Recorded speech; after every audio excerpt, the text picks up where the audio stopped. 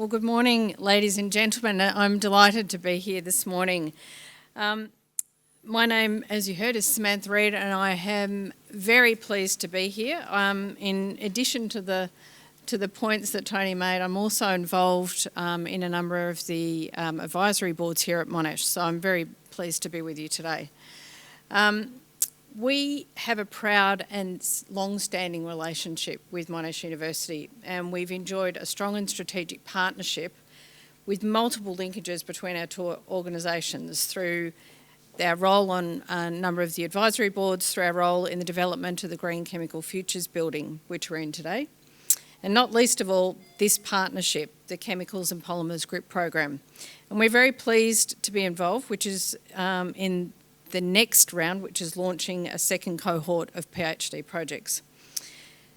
And I think it's been a very successful industry-led program, so much so the program has been refunded without government assistance, which I think is a really strong vote of confidence in its success and outcomes. And chemistry, as we all know, plays a really important role in all of our lives, providing the solutions for many of the products we use every day. Things like batteries in our phones, pipes that deliver clean water, lightweight packaging that keeps our food fresher for longer from farm to plate, and insulation for our buildings and homes. As many of you already know, these products all come from chemistry. And the industry also plays a very important role in Australia through the inputs our sector supplies to other major industry sectors, such as food and beverage, agriculture, construction and mining and pharmaceuticals. Now, our sector contributes $38 billion in GDP to the Australian economy every year. Now, that's pretty significant, and we support more than 210,000 Australian jobs and provide inputs into 104 of 108 industries. Now, at the moment, at Chemistry Australia, we're focused on a number of challenges that are currently confronting the sector. We've recently released a new report on the value we add to Australian gas. And our industry is one of the largest users of gas or manufacturing gas in the economy. The report shows that we add $286 million to every petajoule of gas that goes through the chemistry sector.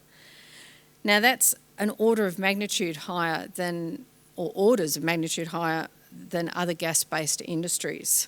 To put it into context, it's 33 times higher than a petajoule of gas that goes through the LNG sector, and it's 68 times higher than if you put that petajoule of gas through gas-fired electricity generation.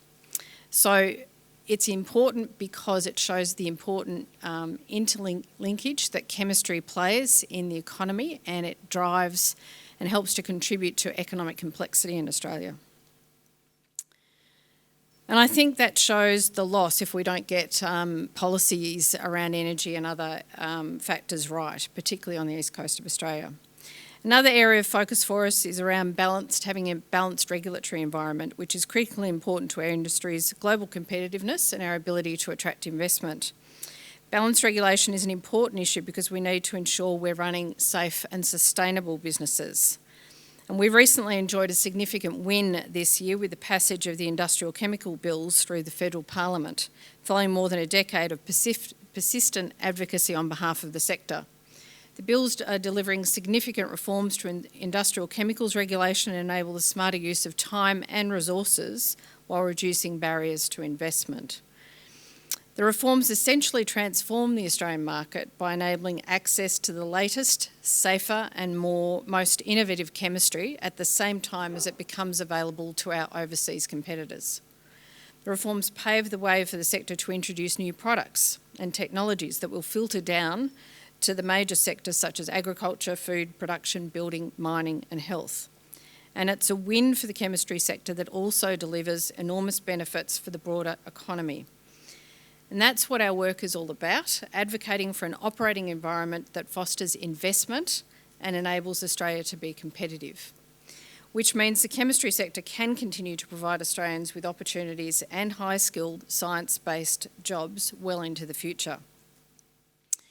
So one of the other focuses of Chemistry Australia's work is innovation, and we know how important innovation is to drive growth and build a competitive advantage in global and domestic markets. It's also key to addressing some of the global challenges we're facing, including issues related to climate change and sustainability. And right now, the world needs science-based, innovative solutions to tackle some of these complex challenges. And we see that chemistry has an important opportunity to make a difference in these areas.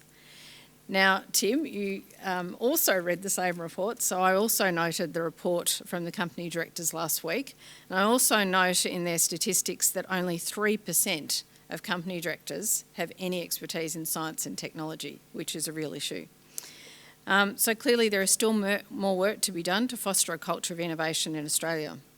And we do need strong collaborative partnerships, understanding the challenges we have because of the scale of many businesses in Australia, partnering with the research community to develop the solutions for the future.